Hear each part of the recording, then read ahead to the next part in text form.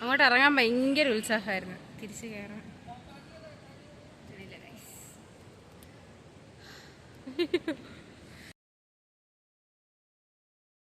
നമ്മള് ആതിരപ്പള്ളിക്ക് പോവാണ് ഗൈസ്. അമ്മയുണ്ട് നമ്മളിവിടെ. അങ്ങനെ നമ്മൾ കാടുകുറ്റിയിൽ നിന്ന് ഇനി നേരെ പോകാൻ പോകുന്നത് ചാലക്കുടി ബസ് സ്റ്റോപ്പിലോട്ടാണ്. ചാലക്കുടി ബസ് സ്റ്റോപ്പിൽ നിന്ന് എപ്പോഴും നമുക്ക് ബസ് ഉള്ളതുകൊണ്ട് തന്നെ നമ്മൾ ബസ്സിന് പോകാനാണ് തീരുമാനിച്ചേക്കുന്നത്. അപ്പോൾ ഞാനും ജ്യോതിലക്ഷ്മിയും ഒരു സ്കൂട്ടറിലും അമ്മയും കിരണും വേറൊരു സ്കൂട്ടറിലുമാണ്. നമ്മൾ വണ്ടി പാർക്ക് ചെയ്തിട്ടുണ്ട്. എവിടെയാണിപ്പം ജ്യോതിലക്ഷ്മി പറയും? നമ്മൾ NH-ന്റെ അടിയിൽ വണ്ടി വെച്ചിട്ട് നമ്മുടെ വണ്ടി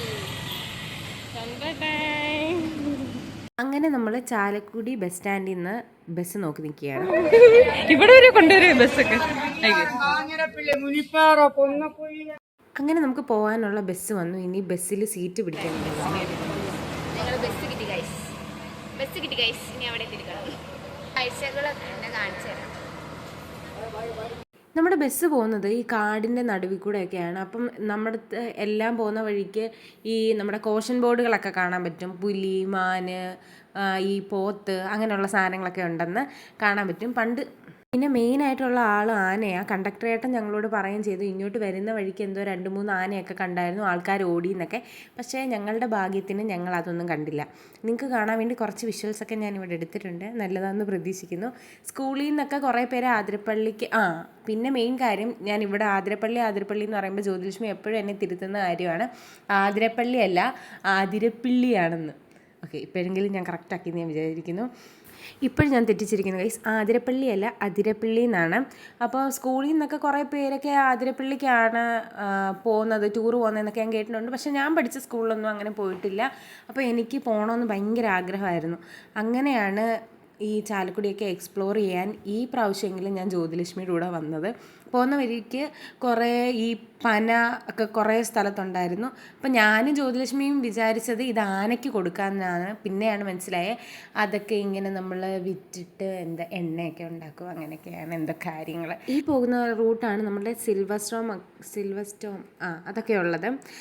അതൊക്കെ ആ വ്യൂ ആണ് നമ്മളിപ്പോൾ കണ്ടുകൊണ്ടിരിക്കുന്നത്. ഇത് കഴിഞ്ഞിട്ട് പിന്നെ ഒരുപാട് പോയി കഴിഞ്ഞാലാണ് നമ്മളുടെ മെയിനായിട്ടുള്ള ഡെസ്റ്റിനേഷൻ എത്തുന്നത്. ഇതിൻ്റെ ഇടയ്ക്ക് ഡ്രീം വേൾഡൊക്കെ ഉണ്ടായിരുന്നു. പക്ഷേ ഞാൻ പകുതി സമയം ഉറക്കമായതുകൊണ്ട് അതിൻ്റെ വീഡിയോസൊന്നും എടുക്കാൻ പറ്റിയില്ല.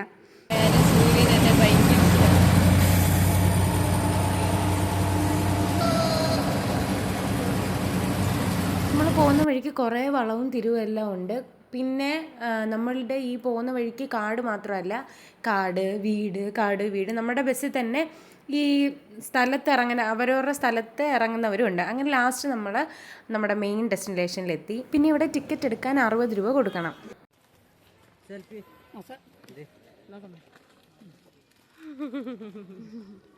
അങ്ങനെ നമ്മൾ ടിക്കറ്റൊക്കെ എടുത്തിട്ട് ഇതിൻ്റെ അകത്ത് കയറിയിട്ടുണ്ട്. ഈ ഭാഗമൊക്കെ കാണാൻ ഭയങ്കര രസമാണ്, നല്ല ഭംഗിയുണ്ടായിരുന്നു കാണാൻ. ഫുള്ള് പച്ചപ്പും പിന്നെ ഈ ബാമ്പും ഒക്കെ കൊണ്ട് ഇങ്ങനെ ഓരോ കാര്യങ്ങളൊക്കെ ചെയ്തേക്കുന്നത് നല്ല ഭംഗി. അങ്ങനെ കുറച്ച് നേരം നടക്കുമ്പോൾ നമ്മൾ വാട്ടർഫോളിൻ്റെ മേൽഭാഗത്തെത്തും. ഇവിടുന്ന് പിന്നെ വേറെ വഴിക്കാണ് താഴേക്ക് പോകുന്നത്. അത് ഒത്തിരി നടക്കാനുണ്ട്. ഇത് പെട്ടെന്ന് തന്നെ നമ്മൾ ആ വാട്ടർഫോളിൻ്റെ അവിടെ എത്തും. ഇവിടെ നിന്ന് കാണുന്ന വ്യൂവിനേക്കാളും അടിപൊളിയാണ് താഴെ പോയി കാണുന്ന വ്യൂ. അങ്ങനെ നമ്മളവിടെ കുറച്ച് കുരങ്ങന്മാരെയൊക്കെ കണ്ട് അവർ അടിയൊക്കെ കൂടുന്നതൊക്കെ കണ്ടു ഗൈസ്. ഇവരെല്ലാവരും ഇവിടെ നേരത്തെ വന്നതുകൊണ്ടും ഇതിനെക്കുറിച്ച് നല്ല ആധികാരികമായ അറിവുള്ളതുകൊണ്ടും എന്നെ വെറുതെ കളിയാക്കാനായിട്ട് അവിടെയാണ് പ്രഭാസ് കല്ലുകൊണ്ട് വന്നത്, തമന്നെ അവിടെയാണ് നിന്നത്, തമന്നെ അവിടെയാണ് ഡാൻസ് കളിച്ചത്, അവിടെ നിന്നാണ് വന്നതെന്നൊക്കെ പറഞ്ഞിട്ട് എന്നെ ഒരുപാട് ആദ്യം കളിയാക്കി. പക്ഷെ മണ്ടിയായിട്ടുള്ള ഞാൻ ആദ്യം ഇതെല്ലാം വിശ്വസിച്ചു. ഞാനിങ്ങനെയാണോ എന്നൊക്കെ പറഞ്ഞു. പിന്നീടാണ് എനിക്ക് ഈ പറഞ്ഞതിലെ ചതി മനസ്സിലായത്. എന്നെ എല്ലാവരും കൂടെ ചതിക്കുമായിരുന്നു ഗൈസ്.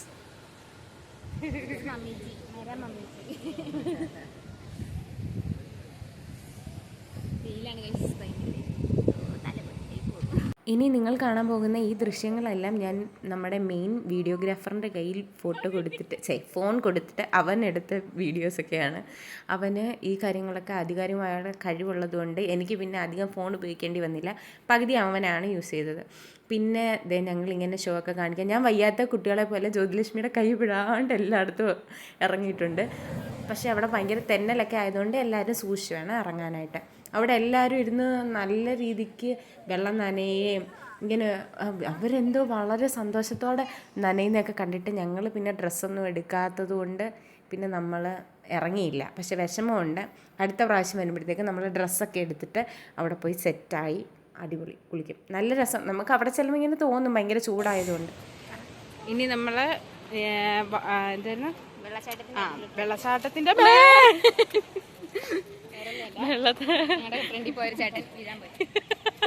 ഞങ്ങൾക്ക് അറിയാത്തൊരു ചേട്ടൻ ഇങ്ങനെ ഇങ്ങനെ ഇങ്ങനെ ഇങ്ങനെ ഇങ്ങനെ ഇങ്ങനെ ഇങ്ങനെ ഇങ്ങനെ അങ്ങ് താഴെ പോണം.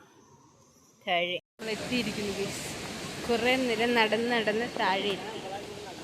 ജ്യോതിലക്ഷ്മി എന്താണ്ട് കുതിര കുതിക്കുന്ന പോലെ ഇവിടെ ഓടുന്നുണ്ട്. കുറേ ദൂരം നടന്നു കഴിഞ്ഞിട്ട് ലാസ്റ്റ് നമ്മളുടെ വ്യൂ പോയിന്റിൽ എത്തിയിട്ടുണ്ട്. നമ്മളെല്ലാവരും കൂടെ നടന്നത് കൊണ്ട് അങ്ങോട്ട് പോയത് നമുക്ക് പെട്ടെന്ന് സമയം പോയതുപോലെ തോന്നി. പക്ഷെ തിരിച്ച് കയറിയത് ഒരു 1.5 കയറ്റമായിരുന്നു. അങ്ങനെ അവിടെ ചെന്നപ്പോൾ കുറേ ബൈമാരും ബയ്യമാരും കുറേ ദീദിമാരും എല്ലാവരും ഉണ്ടായിരുന്നു. അവർ വളരെ അവർക്കൊരു പേടിയില്ല. അവരൊരു പറയുന്നു അങ്ങോട്ട് ചാടുന്നു ഇങ്ങോട്ട് ചാടുന്നു. ഞാനിതൊക്കെ കണ്ടിട്ട് അയ്യോ എന്നെ പിടിച്ചോ, എനിക്ക് വയ്യ. കാരണം ഞാൻ ഇങ്ങനെ ഒരു സ്ഥലത്ത് പോയിട്ടൊന്നുമില്ല. പിന്നെ എനിക്ക് നല്ല പേടിയാണ്.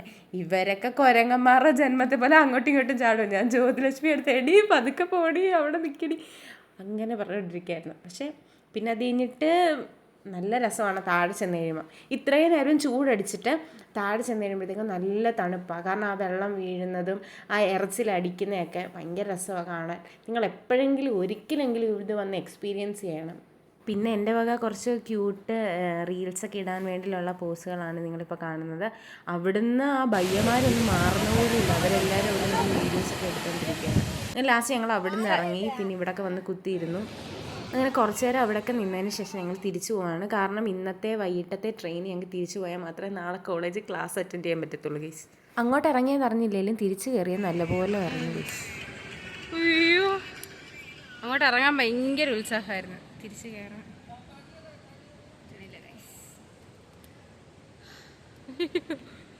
അങ്ങനെ നമ്മൾ അവിടുന്ന് ഫുഡൊക്കെ കഴിച്ചിട്ട് ഇനി വീട്ടിലേക്കുള്ള പൈതങ്ങൾക്ക് വേണ്ടി കുറച്ച് സാധനമൊക്കെ മേടിച്ചിട്ട് ഞങ്ങൾ പോവുകയാണ് ഗൈസ്.